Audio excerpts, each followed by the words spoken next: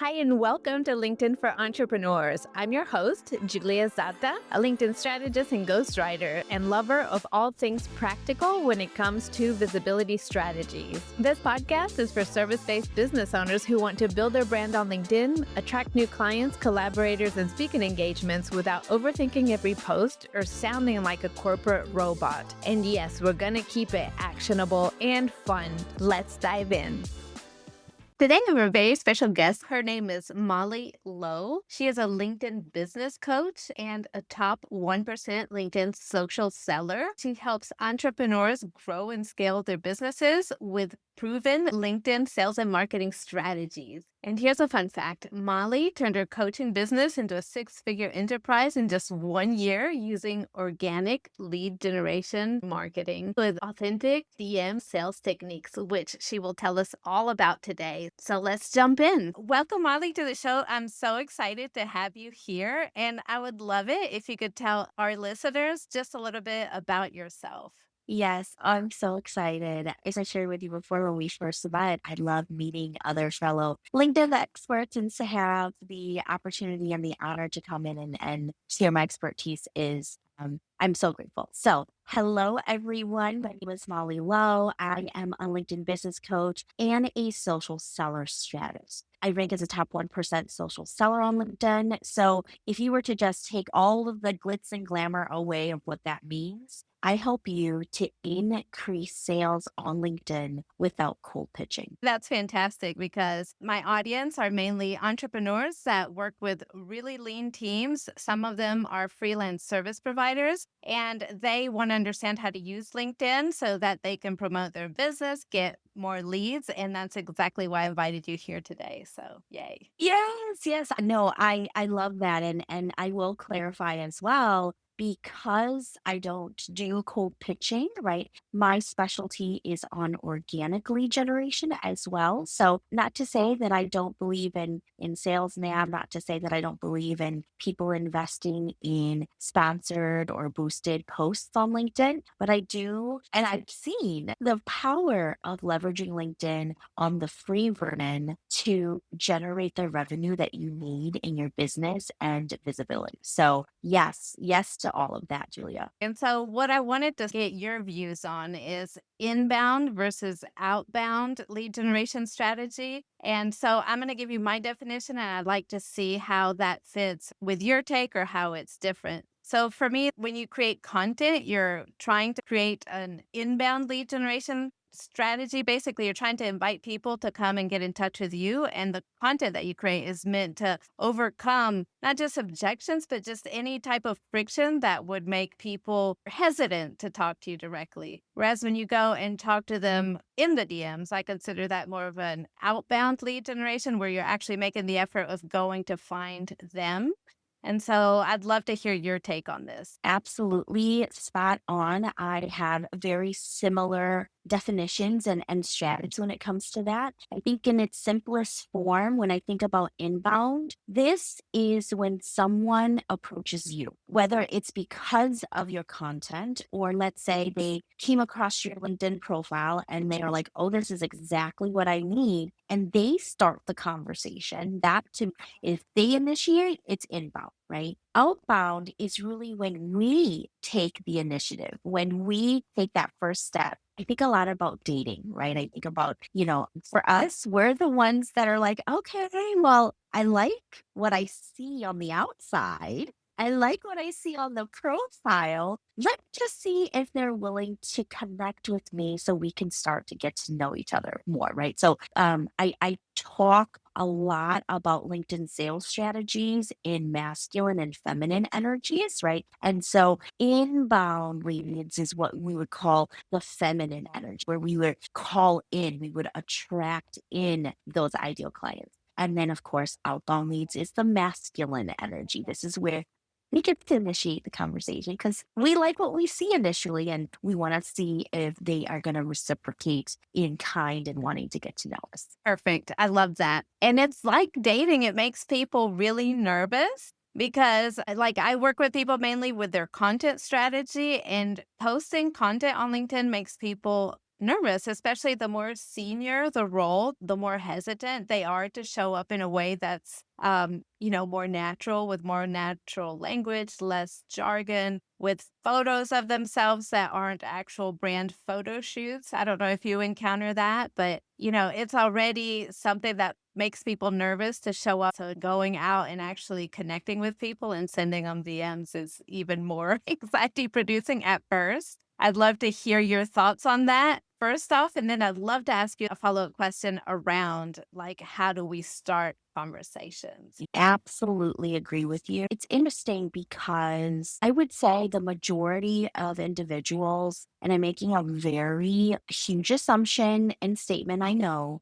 but the majority of people, sometimes myself including, right? We show up a little bit different on LinkedIn. We're a little bit more polished. We are going to present ourselves as the expert. Of course, we are. At the same time, in the same token, there's an opportunity for us to be human first. So, being human means we're not perfect. We're far from perfect. Nobody is perfect. It's actually quite impactful and empowering and inspiring when we, as air quote, the experts and thought leaders, can show our vulnerable side on LinkedIn to share a story, a lesson that still drives a powerful message, but says, I made a huge mistake and I owned it, or I take accountability for this, or I misunderstood this, right? And I think that those perspectives and POVs are so powerful and actually really does drive a lot more personal brand to you and your business than just constantly showing up as super polished. This is who I am. I'm the greatest of the greatest all the time, right?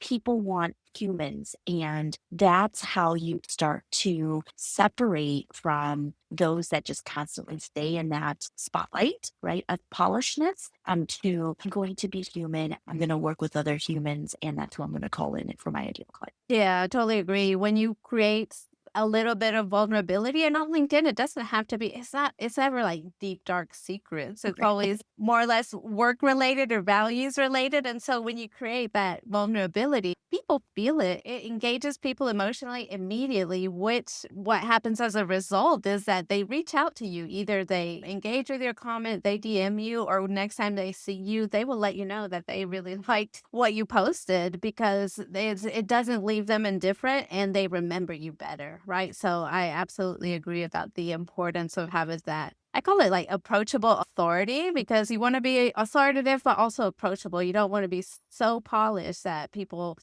don't feel comfortable talking to you. Yeah, absolutely. And so, okay, so when it comes to building relationships and starting to actually go, out there and talking to people, how do you approach it? Like for me, I usually comment on people's posts or I'll send a connection request and then I'll follow up with, hi, welcome. I kind of go that route. But I'd love to know, how do you approach it and if there's anything specific that you recommend doing? Yeah, yeah. So I am big on the sending connection requests. I think it's one of those things where even before I engage on any of their posts or things of that nature, that invitation says a lot about that prospect's willingness, right, to even talk to you. It's again, if we think about this from a dating analogy, if you walk up to them at the bar and you start to have a conversation, right? Hello, hi. And they ignore you and they're not making eye contact whatsoever,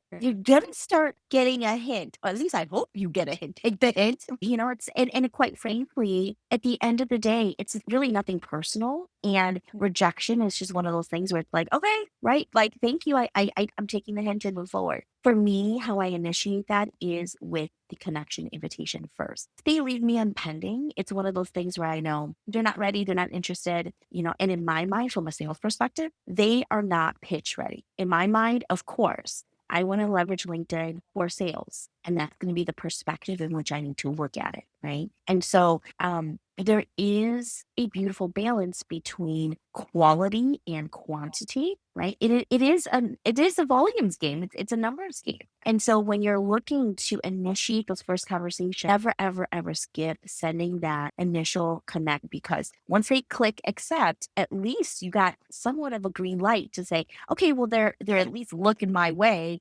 They might want to make eye contact. They may have not said anything yet, but okay, now this allows for me to now generate that first conversation, right? To say, to your point, Julia, like, hi, thanks so much for accepting my connection request, and going into that conversation. So for those, I get a lot of people who ask, okay, well, I purchase business premium so I can communicate with people for free, and I always say, wow, that's great. Do not ever skip that connection invite. That is a huge behavioral cue that you are completely dismissing, and you're going to be spinning your wheels in mud. It's not going to yield you the results and the conversations that you think you're going to get by skipping that and going directly into their inbox. So that's my recommendation. Yeah, that's a great point. I've heard it called like consent-based marketing, basically, like that green light that you're looking for signals that they are at least open, and you don't want to disappoint them because so many of us have accepted a connection request and received like a pitch straight after that, a pitch by somebody that never even looked at our profile that might be even selling the same services that we offer. So we definitely don't want to do that. Like, I think like because there is so much of that spammy type in mail stuff going around on LinkedIn, it's a really great opportunity to stand out as a person if you just approach people as people and don't kind of force any of those steps, consent based. Like, is that okay? Even later on in the conversation, before you start sending people links to something like, hey, would you like me to send you more information about that? Yeah, okay, great. Here's a link. Let me know if you have questions, etc. Exactly. You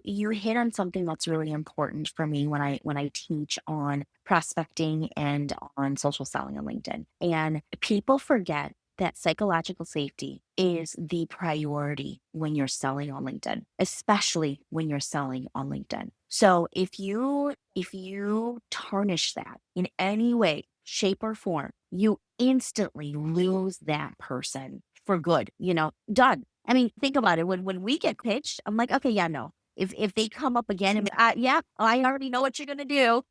And so it's just same thing as I say to my 15-year-old son. Trust is given to you, but once you break it, it's gonna take a long time to regain that trust again, right? And so psychological safety is truly at the foundation of trust. And we all know the very antiquated, but people still say it, no like and trust, right? When it comes to your clientele, how do you get trust? You get trust by first prioritizing that psychological safety and making sure that that's your priority. I love that. Psychological safety. I love it framed in that way because that's exactly it. Whatever you are selling, if somebody doesn't feel safe with you, it's not going to get you very far. And even if you were to engage in any type of relationship, you would probably get a lot of pushback. People constantly testing you because they don't trust you. And so, yeah, I love it. So I would love a pep talk for mindset here because all this visibility, both in the DMs and as far as showing up with content, brings up a lot of fear in people. And I experience it myself. It takes a lot of practice to get to a point that it's just a habit. So, what would your advice be to somebody who is not a natural born content creator or marketer, like a business owner who knows that they need to get themselves out there so they can be seen? What would your pep talk to them be to help encourage them to be visible on LinkedIn? Yeah. Oh gosh. It's so true. And let me just share my own personal story, right? Many of you are probably thinking, you, Molly, of all people, so shy, so hesitant to be on the internet. And I am in my 8th year in business this month, actually. And when I first started my business, I refused to let anyone see my face, let alone do video. All of my content was written words, and that was it. Okay. And it was this tremendous, paralyzing fear. And when we think about fear, really, it's at the root of safety and fear of judgment, right? That fear of being seen, because a lot of the times the way that we grew up or the way that we're conditioned, right, is like, oh no, make yourself small. You don't need to take up a lot of space. So, for all of my fellow entrepreneurs, individuals who are looking to become more visible on LinkedIn, here's what I'm going to say to you. Okay. Listen, one of the most powerful things that LinkedIn can do for you is to help you to be found. Okay. Not seen. I want to clarify that. If you want to use this platform to generate leads and thus generate revenue in your business, you have to be found by your ideal clients. Because let's be real, it's a whole lot easier to get inbound leads, right? Like, oh, I came across your profile and this is exactly what I'm needing. Than you starting out, right? And having those cold conversations. So visibility to me on LinkedIn really is about one, that you're prioritizing your business first and how you can serve people, ensuring that you're allowing for people to find you. Okay. And then the second piece of this is usually you find that you're one of two strengths, right? There's those rare unicorns that do both, right? But I always like for you to ask the question, which one comes easy, simple, and exciting for me? Is speaking, actually using my voice easier and more simple for me? Does that feel more natural to me? Are you like Julia, who you're a really awesome writer? Right. If writing comes as something really organic to you, visibility, right, and the ability to be found by your ideal clients is just you leaning into what feels more natural for you. In my case, I'm a yapper. I'm going to talk, talk, talk, talk, talk, right? How can I use my voice to then share my story, share my strategies, and call in my ideal clients by using my voice, right? That could be, again, for those of you who are starting out, video is really scary. I get it, right? But you can go live without showing your face. People do it all the time. They just put up their picture. It doesn't have to be them. So I want for you to really think about what are some creative ways for you to say, okay, this is the year for me to lean into this. And at the end of the day, if you are truly wanting to serve your clients, you want to be found. So do it in a way that's easy, simple, and exciting for you. I love that. Easy, simple, and exciting. And figuring out what, communication style fits you best. Are you a yapper? Are you somebody that needs to analyze and write it down and structure it? What is your favorite communication style? So I wanted to ask you a couple of final questions. I think you've been extremely helpful and my audience is going to love connecting with you. So where can they find you and what can you help them with? Of course, you can find me on LinkedIn. That's my go-to spot. So you can look me up, Molly Lowe, Mollie, last name Lowe, Lo. You can look up my company, Lotus Mentoring, as well. That is my go-to. That is my number one platform. A few years ago, I was all over the place like we all are, and decided, you know what, I'm going to go all in. So the only places that you will find me active of number one is LinkedIn and number two is Thread. Those are the only two places that you're going to really find me active on. Okay. Now, at the end of the day, when you think about this particular question, I would hope my name comes to your mind. Okay. So if you were to ask yourself, how do I use LinkedIn to generate more business for me? That's me, right? How do I find and connect with my ideal clients on LinkedIn? Hi, that's me, right? How do I leverage the in-mails without cold pitching that is truly going to prioritize psychological safety that will convert to clients? How do I do that? That's me, right? So those would be the three key questions. If you're asking any of those three questions, follow along LinkedIn, and I've got so many strategies that I share on a daily with you that you can learn from. That's fantastic. Okay, this is a side note, but do you still have that? I signed up to your email list. There was a lead magnet for lead generation, like a short Yes. video that's really helpful. Is I that still thank available? you.